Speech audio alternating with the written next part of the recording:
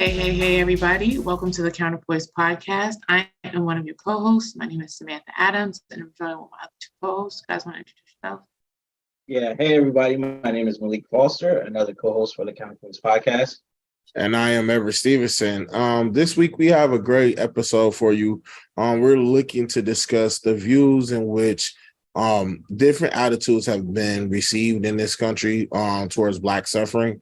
We want to look at a couple different ways in which people have spoke about the different atrocities that Black people have faced in this country, from slavery and Jim Crow era and so on and so forth. Civil rights era as well. In the view that has received in comparison to other countries, or excuse me, in comparison to other races and other atrocities that has happened to other individuals within this country or abroad, and how people have necessarily met those and how people have viewed those events in comparisons to the events that a lot of Black Americans have faced within this country. Yeah, so this conversation really, we thought about this topic because there was a YouTuber that was gaining popularity. I don't know if anybody knows her, like Just Pearly Things. She did an interview with a white supremacist, and she was basically saying that, people over exaggerate slavery, right? That's like a racist statement in itself. And then you have a lot of Black people that are starting to support her, saying and agreeing in a way, right? Without explicitly saying it, but implicitly saying it, or they might actually explicitly say it. Like they may say a funny caption and say, hey, just like how slavery was, right? This is an exaggeration, just like slavery. So people were making those comparisons. And these are YouTubers that are gaining popularity. You can kind of even question some of these companies that may be pushing them, or people that maybe even individually work for YouTube that may be pushing them as well, to promote them and promote that type of rhetoric, right? Because, people love controversy, people love conflict. So, that's where this topic stems from, right? So there's different types of suffering that Black people have experienced, and not just slavery. And it seems like, people want to always downplay Black people's suffering. I recently, shared an article amongst my fellow co-hosts of a Black person that won a lot of money from Tesla, right? They originally won that amount, and then Tesla came, they put their money back into some more lawyers and stuff, and they were able to get that the original award amount reduced. So this always happens. Like every time, people come up with factual numbers, the reason why we deserve something, they always try to reduce or minimize any impact that we do, whether it's educationally, physically, anything that we do or entitled to is always minimized and belittled, or for lack of better words, has less of impact than if we're talking about other groups of people. So I just wanted to say that. Yeah. Does anybody want to jump in? I just kind of wanted to add a compare and contrast a little bit, right? Like, so when you look at history, right, and you look at slavery has been labeled to be the original sin, right? Where a whole bunch of people were kidnapped from Africa and distributed around the world like chattel being property, right? Like bags of tea or any other kind of import-export item, right? And then when you look at the Holocaust, right, where they rounded up all the Jews and they put them in a bunch of gas chambers and tried to kill all of them. Then when you look at the genocide that occurred with the Native Americans, where pretty much Europeans invaded America, tried to say that they discovered something where the people already were at, and then try to kill them off just to take the land. Whenever you look at all of these, like the way I said it sounded kind of matter of fact, sounded really kind of bad, but at the end of the day, that's what happened, right? And that's without the details. That's without like the details of all of the harsh realities of the things that those people experienced, right? Being separated from their families, being murdered, being killed, being just really just torn apart, right? And so when you look at history, like, and when I say history, I mean like what we're taught in schools, without getting into the whole, taking Black history out of schools like they've done in Florida or whatever. But just in general, when you look at the version of these stories history that we learn in schools, it doesn't even equate to the magnitude of what really happened. And so first and foremost is that aspect. Then there's a whole aspect of guilt. And that aspect of guilt creates a space for people to feel like like it's okay for them to mitigate or minimize the plight of any of these folks, that any of these groups of people that had their ancestors have experienced and stuff. And it's not okay, right? It's not okay to ever sit there and say, oh, slavery wasn't that big a deal. When aside from the fact that people were kidnapped, they were robbed of their language, their religion, they were separated from their families. And when they were separated from their families, they weren't only separated simply when they were taken from Africa, they were separated from their families throughout history here in America and in Europe. You see what I'm saying? Like taking and separating children from their mothers as soon as they're done weaning, or, doing things like that, selling off a husband to another freaking plantation in another state, like, taking people and robbing them of their ability to learn. So when slavery ended, there was a whole Jim Crow and everything else, right? And aside from Jim Crow and everything else, Black folks already started at a deficit. And so when Black people talk about the struggle and the fight that we essentially have to go through on a day-to-day basis, it doesn't necessarily mean that, we're not able to pull ourselves up from our own bootstraps, but it also doesn't erase the things that happen. It doesn't erase the fact that we start from behind. You see what I'm saying? Like we have a longer race to run. And so I think that people really have to take a step back and really look at the situation for what it is, right? With the Jews and the Holocaust was not a good thing, right? But there's people out there that believe that it didn't even happen. And they'll go out and they'll spew this rhetoric about it, regardless of how people feel about Jewish people, right? Because some people don't like Jewish people, but that's their own racist and issues, right? But at the end of the day, they have created and developed a community because they understand the importance of needing one another, right?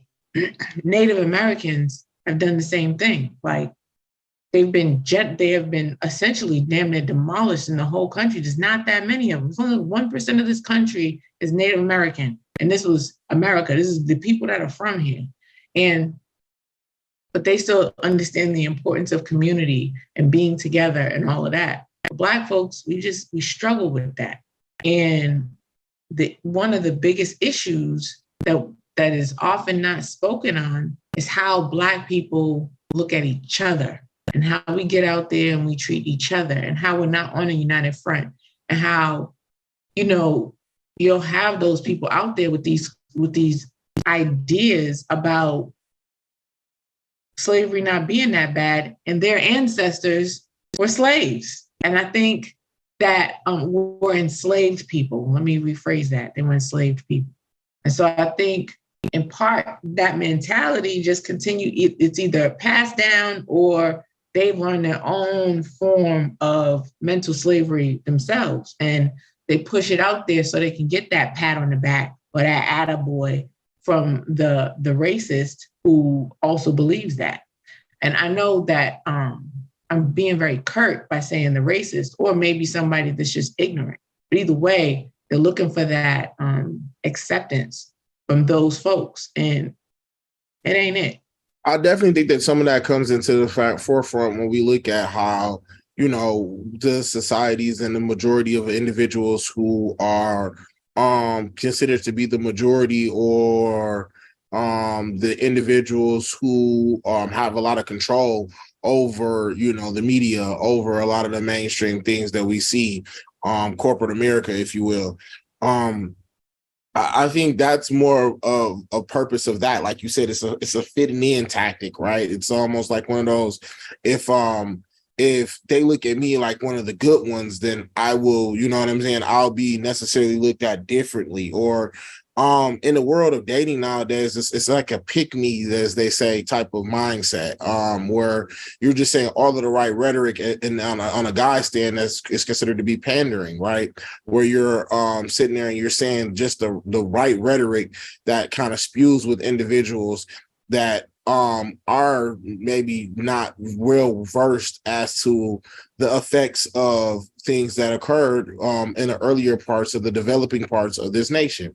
One of the things that, and it's funny that we're talking about this, because I think one of the reasons why in this current state and time that a lot of people are up in arms is dealing with the recent partnership between Saudi Arabia joining like the BRICS, you know, with the BRICS Union. And again, that's with Russia, that's with, I believe, India, that's with China, that's with Saudi Arabia, all of these powerhouses within the oil and gas world, working together, Brazil as well, and stating that they, you know, aren't going to be using the dollar. The dollar is one of the main resources that we have in this country that is utilized around the world. It's normally been the currency that's been used around the world. And one of the things that's relatable to that and what we had back in the time of slavery was cotton was that resource that was really valuable to a lot of people around the world. And having access to cotton to make garments and other things was very, very, very profitable for individuals within this country. And I think, like, when we look at that, we realize, again, you know, back then there was a time in which cotton was one of the main resources that was actually being produced and exported out of this country. And that was done on, like we said, on free labor. Nowadays, we're looking at our resources of the money, which necessarily isn't fielded per se. It's kind of produced by people, and that was being shipped out and being used as a tool.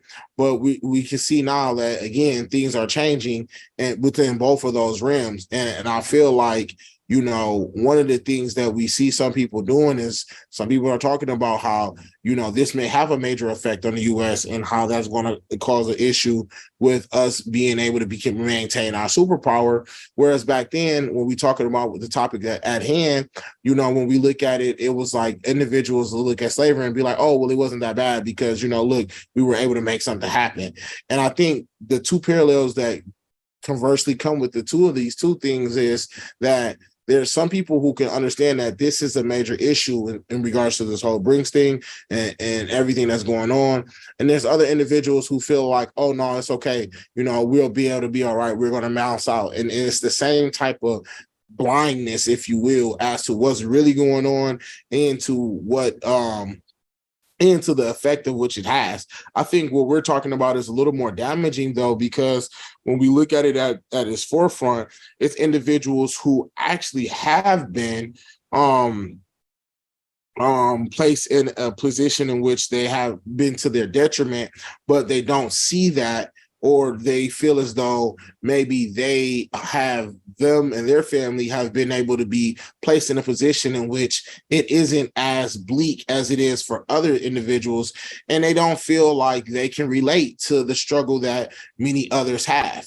And I think that's why you will see some people side with some more of the Republican statements of, you know, pull yourself up by the bootstraps. It's not that hard. All you need to do is go to school. All you need to do is do this and do that.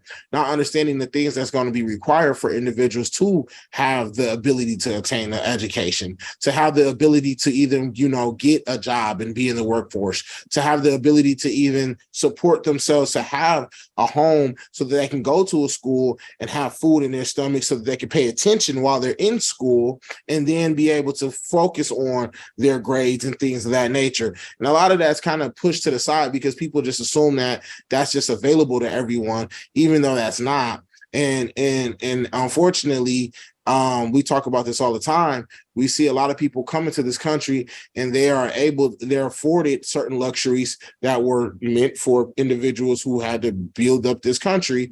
They get afforded those things, and then they want to look down on individuals who were supposed to be the recipient of these programs, i.e., such things such as affirmative action and other minority-owned businesses and credits and things of that nature that come about, they're able to take advantage of those resources, whereas other individuals may not be able to take advantage of them, even though those were the people that were the intended crowd that these laws were created for. Now, some might say, okay, well, that's their fault because they don't, take advantage of these things. But I think also, too, you have to take a step back and also look at why is it that they can't take advantage of these things? Why is it that some people maybe don't have the capital and the resources to form a business, to create certain things, and to be able to go out and receive these loans in certain areas and neighborhoods so that they can create the create a business and produce and have employees and things of that nature to actually have a business that's well funded due to a local bank in their community. A lot of people don't have that access. And so when you talk about that, I can give you an example real fast, is like when I'm from a state in which not recently, but they passed laws allowing for marijuana usage. And within that, they allow certain individuals to own dispensaries, things of that nature. There were laws and regulations that was intended to come into the place so that they would allow for certain people in certain communities to have access to creating these dispensaries and things, even though they knew that the requirements that the states were setting up were generally requirements that weren't able to be reached by most people. Like there are things such as people were required to have at least a net worth of, say, $1 million or $500,000. And we all know from statistics that we've seen here in this country that the average person might make around 30, 40,000, 50,000 a year. You know what I'm saying?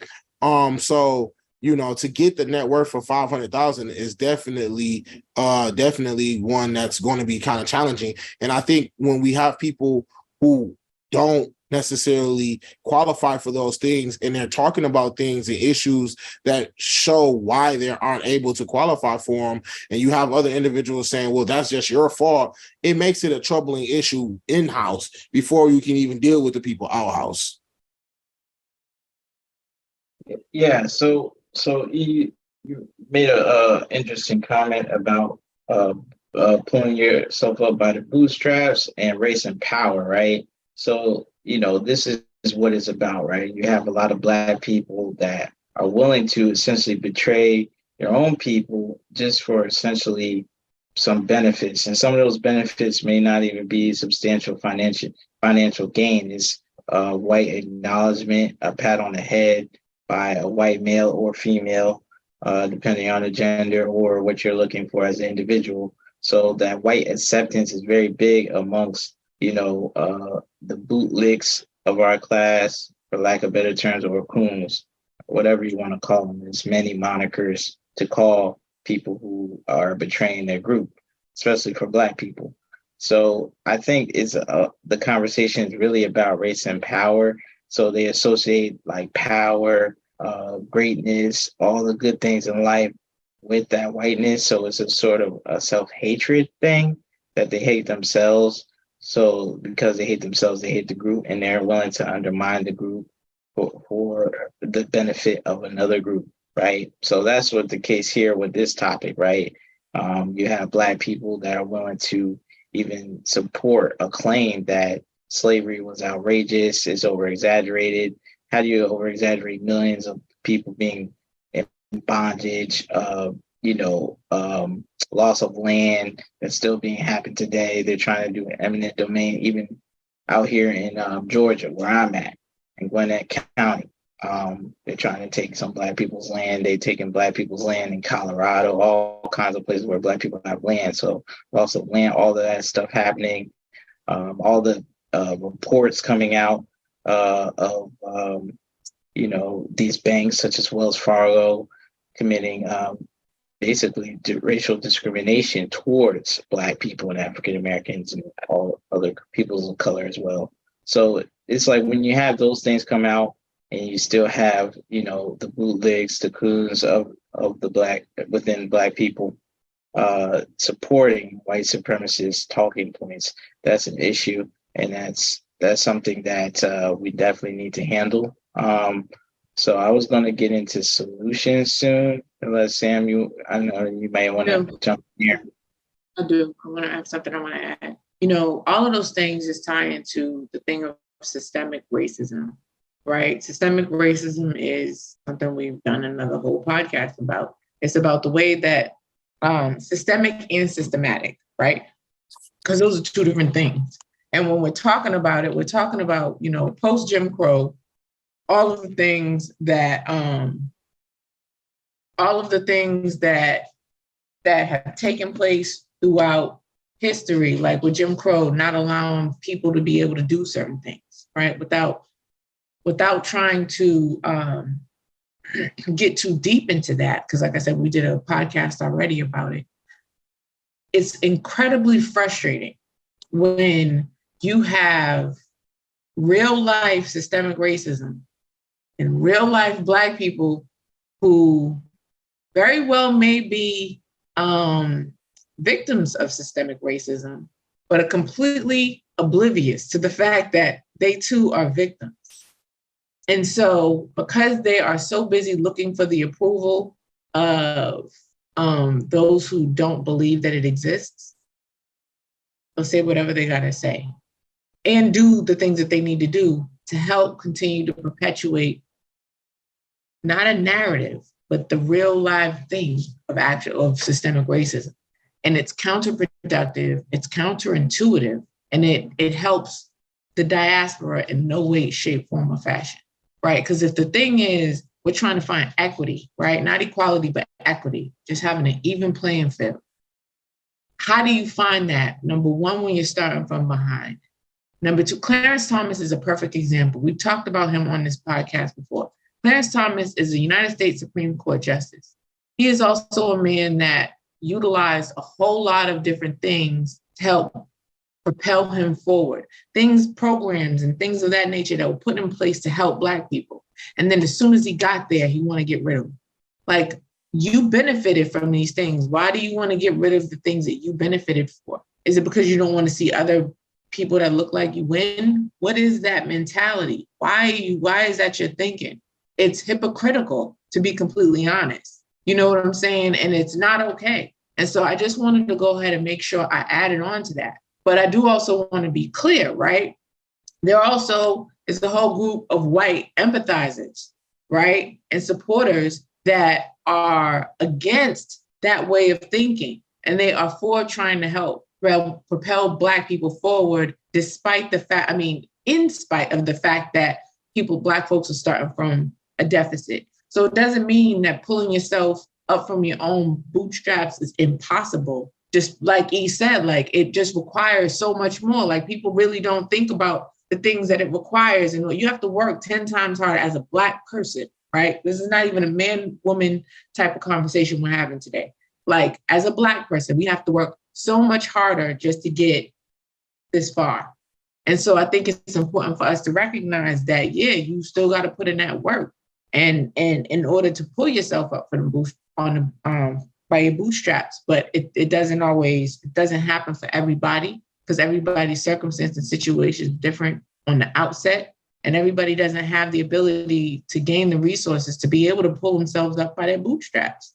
And Sam, I wanted to add on to that too real fast, because like you just said, we can think about the fact that there's a lot of people who pull themselves up by the bootstraps. We've heard stories of people working 2-3 jobs, you know what I'm saying, to try to make it. That's pulling yourself up by the bootstrap, yet and still not have, the string to tie the boot together, even, you know what I'm saying, to make it so they're not flopping all around. And again, and you see that when you have people working low wage jobs, you know what I'm saying, where now you're hustling 20 hours out the day, whatever, so however many hours out the day, and not still being able to make something of themselves. And I think that's kind of like a slap in the face when people say that to people, like, oh, well, you're just lazy, or you're just not pulling yourself up, or they're just not applying themselves. You know what I'm saying? And again, if a person is trying to do this, get things going on their own, let alone if they have, other decisions that they may have made where they have a family and children and things of that nature, and they're not able to sustain all of those things and give them all everything that they want. Should we say that you're the problem because you work like we say, a couple jobs out the year? You know what I'm saying? Are we going to say it's your fault that, you doing all of this hard work that you still don't make it ahead? You know what I mean? And currently that's how it is in society.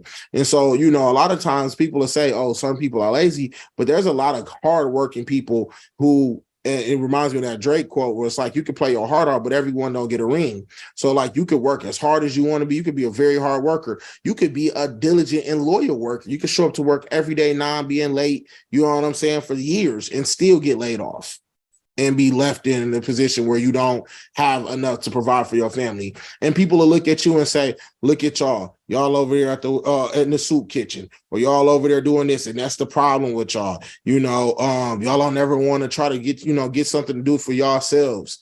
And in some senses there is some truth to some of the things. Like, I do want to play devil's advocate here. There is some truth to some of the statements that's being made as far as people saying, you should work together. We should advocate for ourselves. We should be able to have a union or a voice or group that has a political standpoint in which we can come to our people and our leaders to come and push certain politics forward for our people. And there is a level of divisiveness, which again could have been in part due to we talked about this the letter not too long ago. But there's a level in which there were plans in place that was made to make sure that the Black family does not stay together, that Black people do not unite. You had COINTELPRO, you had a lot of different things that have went on in this country that have made it purposely so that we all felt isolated and know we have to try to do it on our own, even though we all know no one makes it to any level of success by themselves. And it requires... I want to add real quick, even when we try to do it on our own, it gets sabotaged. Absolutely. A la Black Wall Street. So we've seen, people try to do it a couple different ways and a couple different attempts. And we've seen even drastic approaches to try to deter those type of moments and those type of movements and things. So that's why I say, when people kind of spew that rhetoric of, well, you guys don't unite or you guys aren't doing this and that, I think you have to kind of look at the way things are going and ask yourself, well, how do you do that on the low? How can you get messages around without, again, spreading it too loud so that you're not speaking too clear so that you don't put yourself on that radar so now they want to, follow you and do things. We talk shit. It was a lady who, what was it, Aretha Franklin that we just found out not too long ago by the FBI. And again, all she did was sing hymns. But it's just the fact that you can get a group of Black people together. You know what I'm saying? We need to know what you're doing, what you're saying. Is there any code to it? Are there any, you know what I'm saying? Just because your people support you, we need to check you out. We need to watch you. And so those are the type of things that we talk about when we say it can be frustrating for an individual to make certain statements without understanding the underlying things in history in this country and how things have been done to try to prevent the very thing that you're kind of claiming should be done. Exactly. All right. So you guys make some interesting points. So when you talk about certain things, keeping Black people down, I would say there's a bunch of stuff like when somebody says pull yourself up by the bootstraps, it's like, well, there's things that kept us down in the past and continue to keep us down in a way. So you have laws, policies, social practices, debts that are owed, things that are stolen and continue to be stolen to this day. So when you have that level of wealth being subtracted along with policies to keep that stuff subtracted and keep it like the normal practice, that hinders a group, right?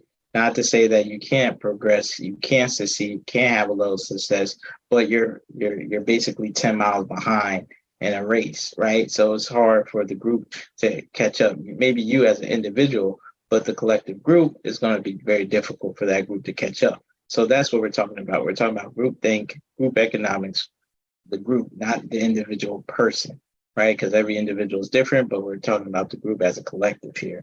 And so some of those things are the reasons why we're held down as and also, we have to be wary that it's not just the white supremacists, it's the white supremacists that take a black face, right?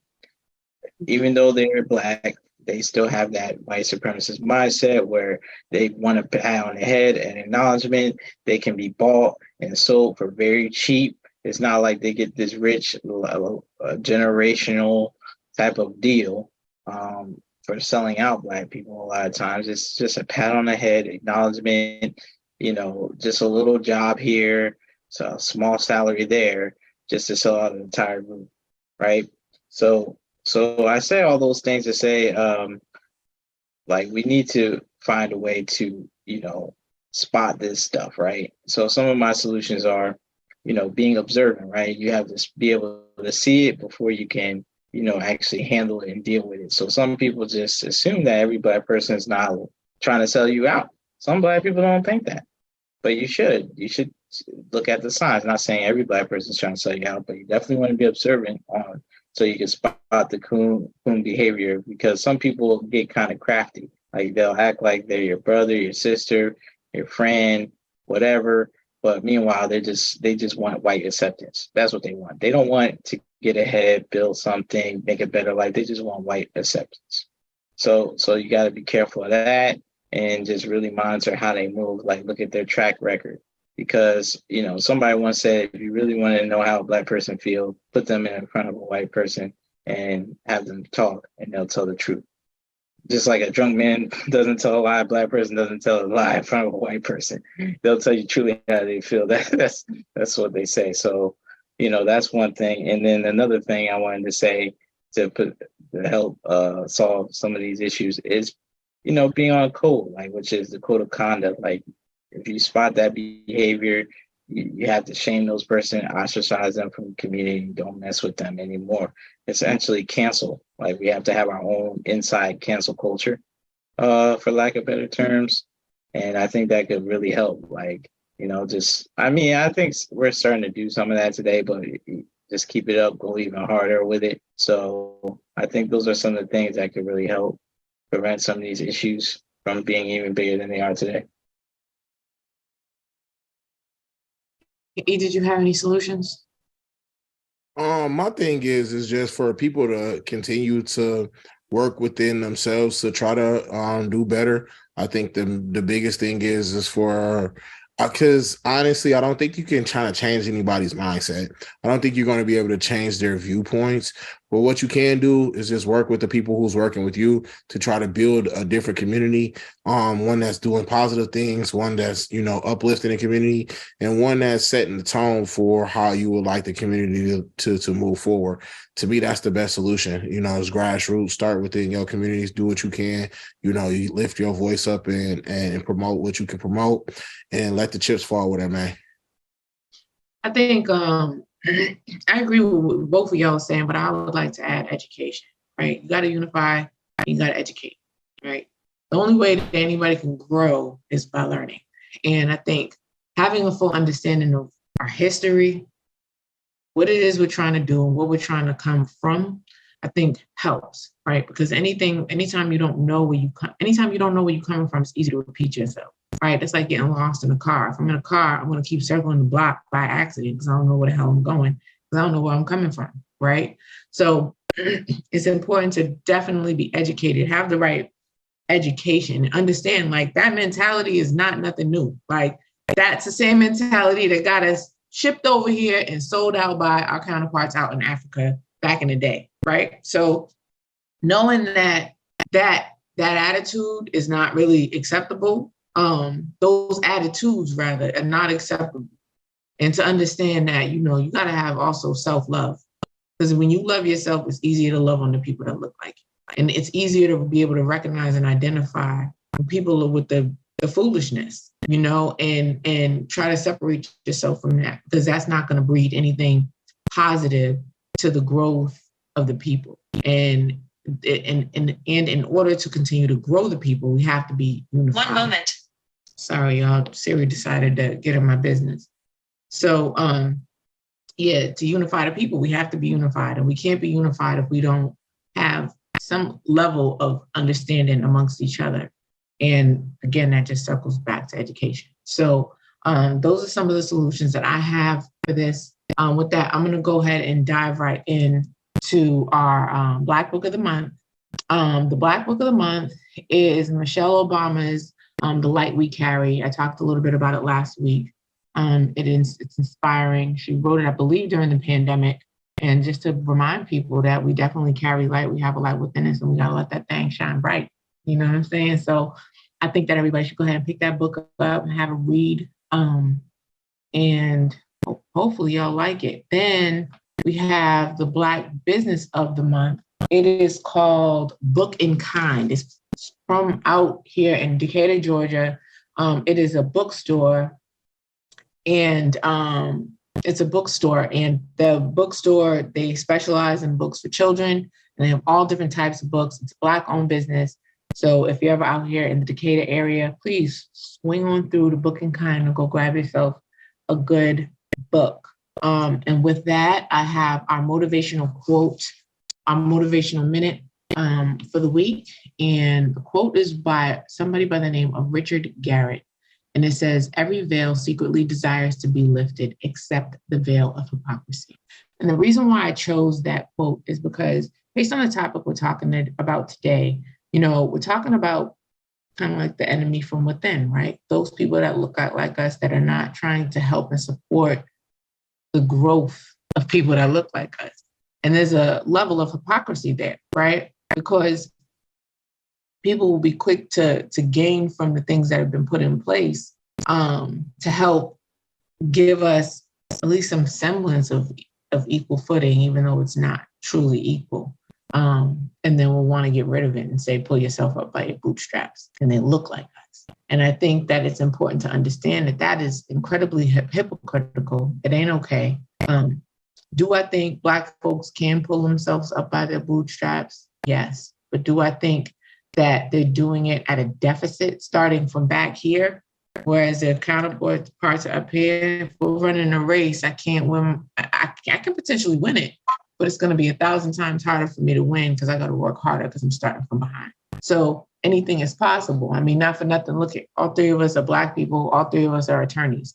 We went hard, though. We worked incredibly hard, you know what I'm saying, to get to where we are. And it didn't come without serious work that some of our white counterparts didn't have to necessarily go through or experience. And so I think that it's important to recognize that, got to put in that work if you want to try to get anywhere, but you got to be able to know where you're coming from, what it is you're doing. Don't be a flipping hypocrite. Don't look down on somebody for doing something that you did to get to where you are, when all they're trying to do is move forward and grow. So with that, we want to go ahead and thank each and every one of y'all for tapping in with us here at our Counterpoise podcast. All of our socials are going to be posted at the end, right along with the link to the website for the book and the Black Business. And if you guys have any topics that you'd like for us to talk about, please feel free to message us, let us know. If you want to be a guest on the show, please feel free to message us and let us know. You can hit us up on any of those platforms that are posted. And yeah, you can also check us out on Wednesday at 8:30 on Instagram Live for our What's Up Wednesday segment. So I don't know if the fellas have anything else they want to add, but I do want to go ahead and make sure I say thank y'all for tapping in. So when y'all finish watching this, make sure y'all like, share, subscribe, tell a friend to tell a friend, and all of that. All right. So did you guys have anything else? No, I'm good, Sam. Thank all you right. guys. Appreciate y'all have a good one. Hope y'all had a happy Resurrection Sunday, if that's what y'all celebrate.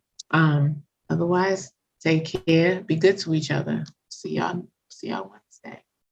All right. Peace.